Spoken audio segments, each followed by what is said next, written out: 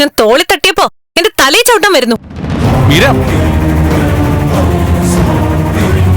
നന്ദ, നന്ദനി വെറ്റുകളെ അകറ്റി തന്നെ നിർത്തണം. കടന്നു പോ എന്റെ മുന്നിന്ന്. മീര, എനിക്കൊരു കാര്യം പറയാനുണ്ട്.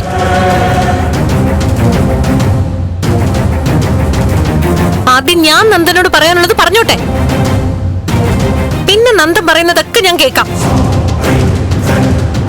നിന്നോടല്ലേ ഞാൻ പോവാൻ പറഞ്ഞേ?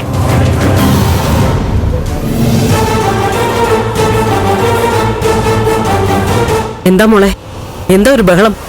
ആന്റി, ഞാൻ ഇപ്പഴാ ആന്റിയുടെ വില മനസ്സിലാക്കിയേ.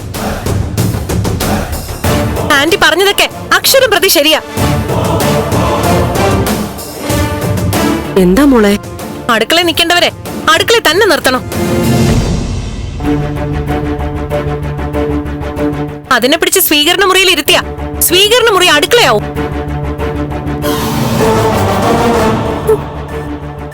ഞാനും നന്ദനും അകത്തിരിക്കുമ്പോ ഇവള് ഡോറിലിടിച്ച് ശല്യം ചെയ്യുന്നു. അത്രയ്ക്കും ധൈര്യമായോടി നിനക്ക്? വേണ്ട ആന്റി, പറയേണ്ടതൊക്കെ ഞാൻ പറഞ്ഞിട്ടുണ്ട്. തൽക്കാലം ഇത് മതി.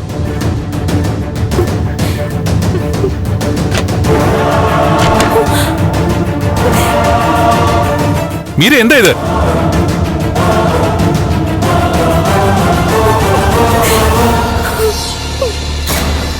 നിന്നെ പുറത്താക്കി വാതിലടച്ചത് കണ്ടില്ലേ?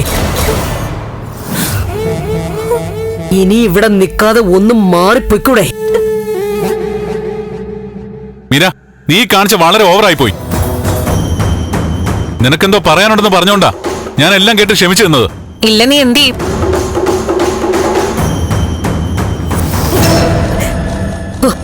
അവർക്ക് ഇത്തിരി പ്രൈവസി കൊടുത്തൂടെ?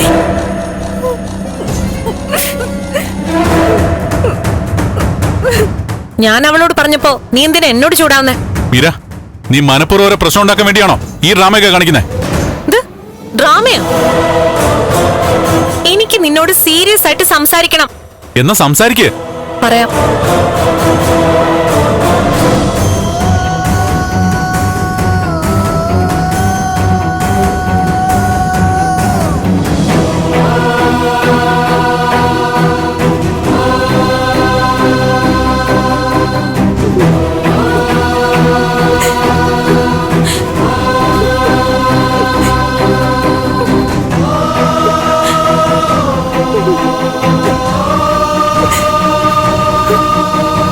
മീരയുടെ നാവിന്ന് തന്നെ കേട്ടപ്പോ നിനക്ക് തൃപ്തിയായല്ലോ. മീര നന്ദനെ മറ്റാർക്കും വിട്ടുകൊടുക്കില്ല എന്ന് നിനക്ക് ഇപ്പൊ ബോധ്യായില്ലേ?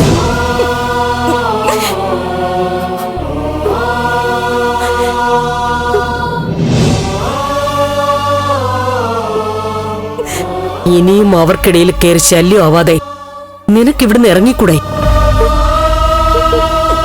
നന്ദന് മീരെ ഉപേക്ഷിക്കാനാവില്ല. അതുകൊണ്ടാ അവൻ ഒരക്ഷരം മിണ്ടാതിരുന്നത്. ഇനി ഇവിടെ ആർക്കു വേണ്ടിയാ നീ കാത്തു നിൽക്കുന്നത്? കണ്ടില്ലേ, വാതിലടച്ച് രണ്ടുപേരും മുറിയിൽ നിന്ന് സംസാരിക്കുന്നത്.